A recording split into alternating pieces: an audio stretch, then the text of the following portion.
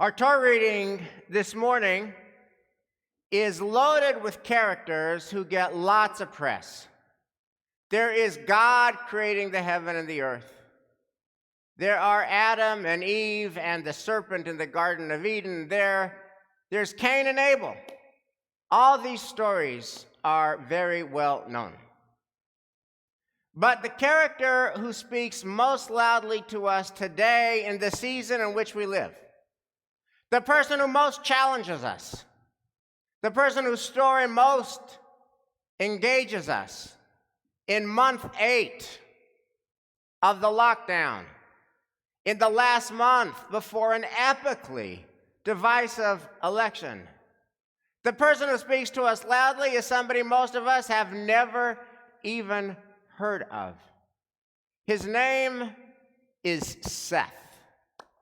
So the background is that Adam and Eve famously have 2 kids, Cain and Abel.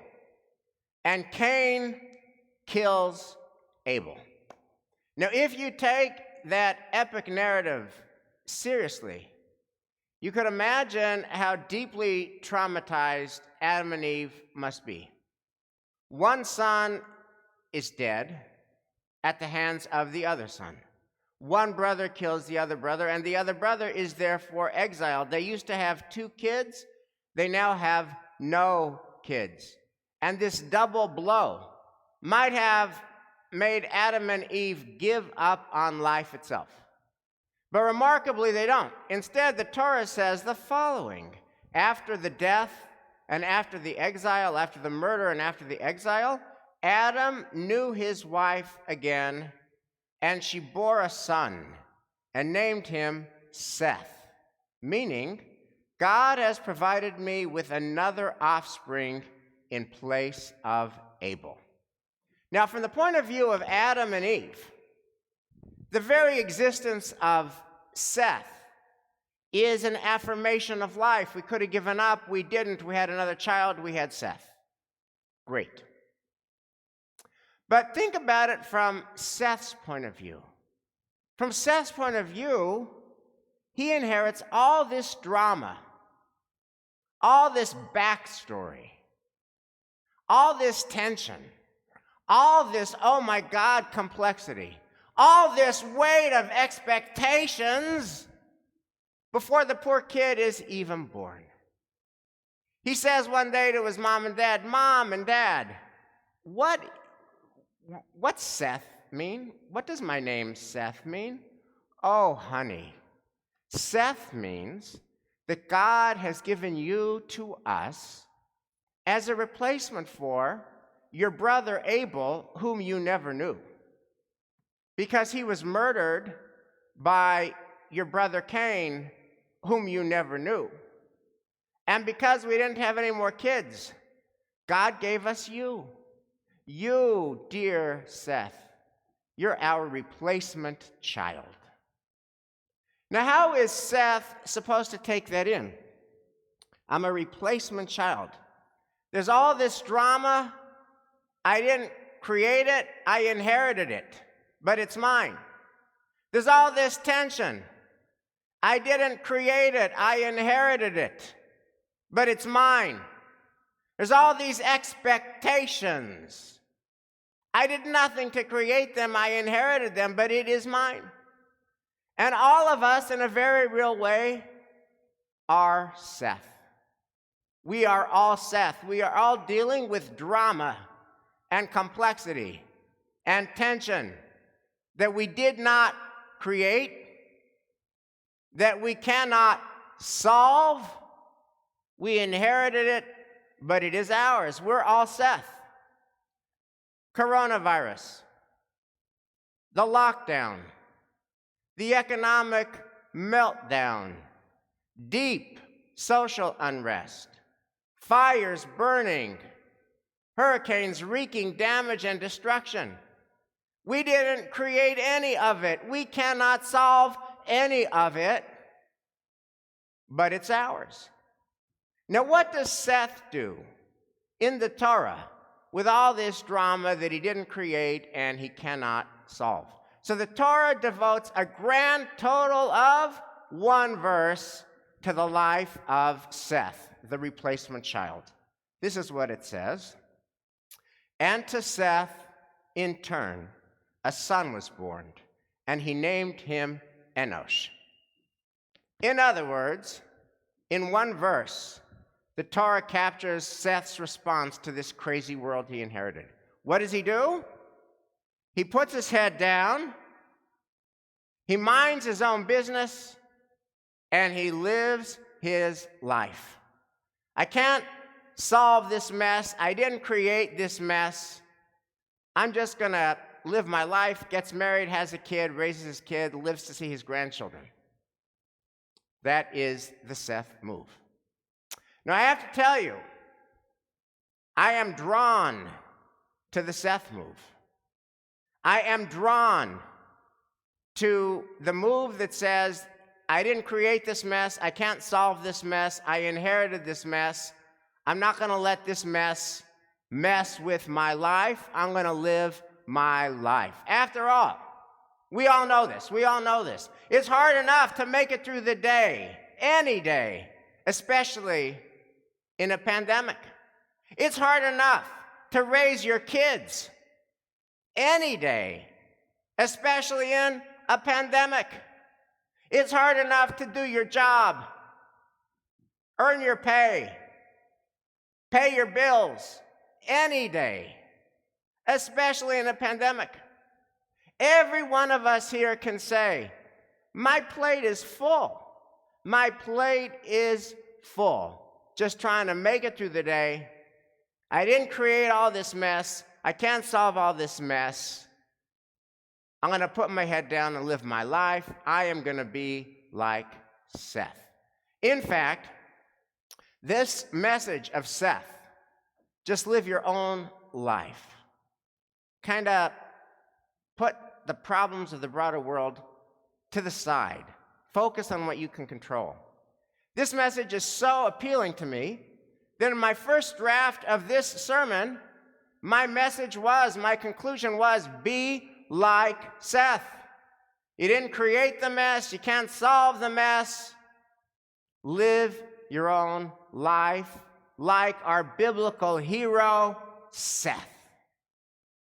There's only one problem. I showed that draft of my sermon to our 25-year-old daughter, Jordana. And she wrote her response to the draft of the sermon I gave her in 2 words. Morally untenable. That's all she said. Morally untenable. And it really cut me to the quick, not only that my 25-year-old adult child thought that what I was saying was morally untenable, but she was 100% right. Her critique caused me to revisit a chapter in this book called Witness about Elie Wiesel's teaching at Boston University. And it's written by Ariel Berger, who was a student of Elie Wiesel and became a disciple of Elie Wiesel. And Ariel Berger narrates how Elie Wiesel's first day at BU, his first session in any of these classes on the Holocaust, he always raises the following question. What happened to the German people? After all, the German people were so refined. They were so thoughtful. They were so cultured. They were so sophisticated. They were so urbane. They were so advanced in art and in sciences and in humanities. They were poets and dreamers and writers and lyricists. How did they do what they did? So Ariel Berger quotes Elie Wiesel. One of the darkest days of my life after the war was when I discovered that many of the killers, high-ranking Nazi officials, and frontline murderers alike, had advanced university degrees. Many were students and scholars of Goethe and Kant, those great thinkers who explored the concepts of ethics and morality. We have records of SS officers attending church,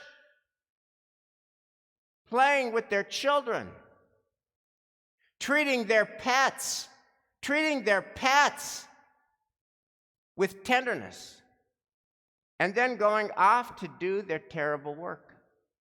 And so the orienting question of Elie Wiesel's classes is, how did a people that got advanced degrees, that went to church, and that treated their pets with tenderness, how did they do what they did?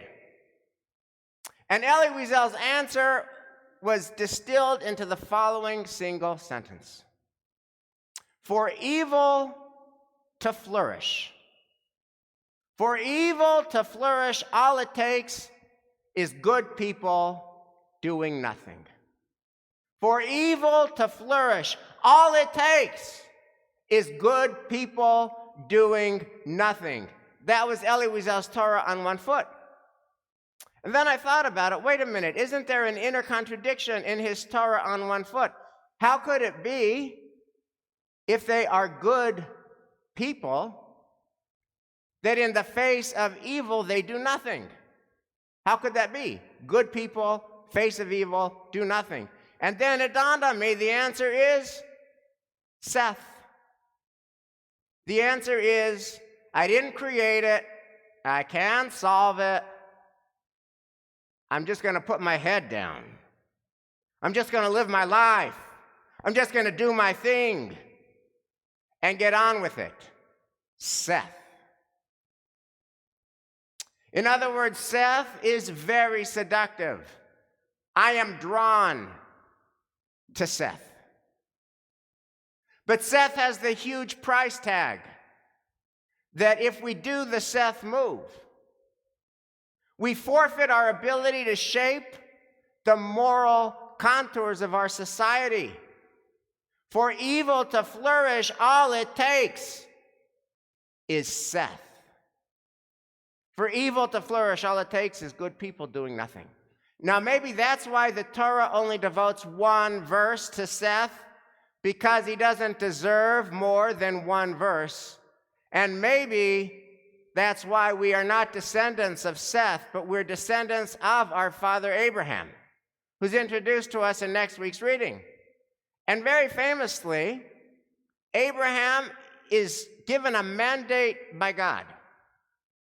La'asot tzedakah u'mishpat, to do justice and righteousness. And he's given that mandate, do justice, do righteousness, in the story of God saying, I am going to destroy the towns of Sodom and Gomorrah.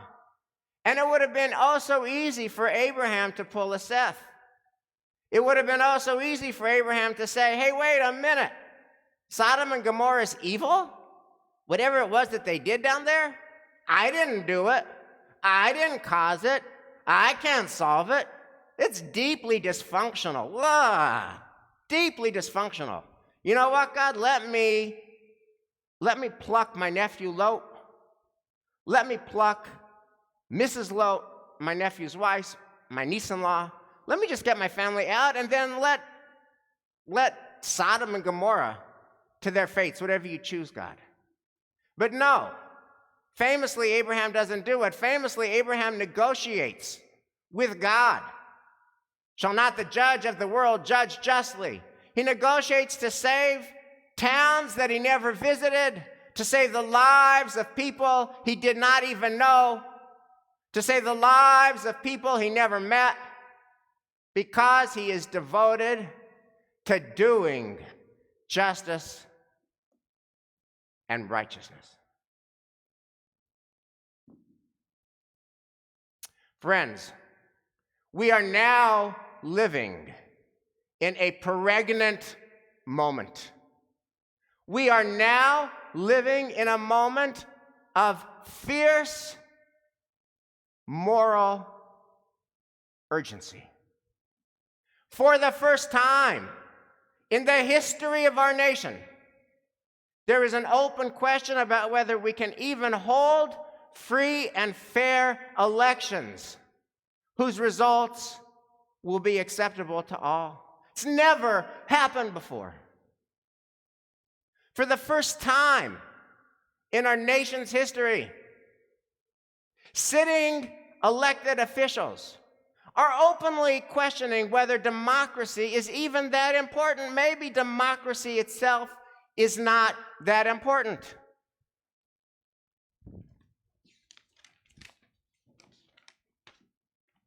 This is a tweet dated October the 8th from Mike Lee, who's a sitting senator, and I'm quoting him verbatim. Democracy isn't the objective. Liberty, peace, and prosperity are. We want the human condition to flourish. Rank democracy can thwart that. That should terrify us. That should cause us to not sleep at night. That a sitting U.S. senator weeks before an election says that democracy is not that important. And the question is, what do we do with that? What do we do about that? And if we do the Seth move, put your head down, mind your own business, live your own life, and it's tempting, I'm drawn to it because this is all so scary and all so unpleasant and gives us a pit in our stomach. If we do the Seth move, we're going to allow evil to flourish. We're going to allow our democracy to die.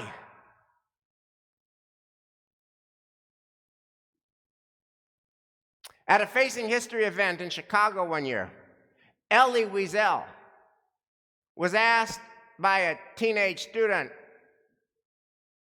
"This world is so broken.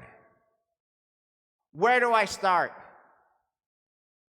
And Elie Wiesel said, "It doesn't matter where you start. It only matters that you start. Because if you don't start, you won't go anywhere. And if you do start, you'll keep on going." We are living in a pregnant moment.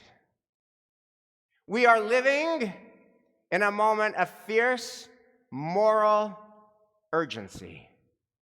Our democracy itself is at stake. And our tradition has given us two role models. There's the Seth move. I didn't create this mess. I can't solve this mess. What can I do? And there is the Abraham move. I am personally and forever committed to do justice and righteousness. What can I do? Seth or Abraham? That is the question of our time. Shabbat shalom.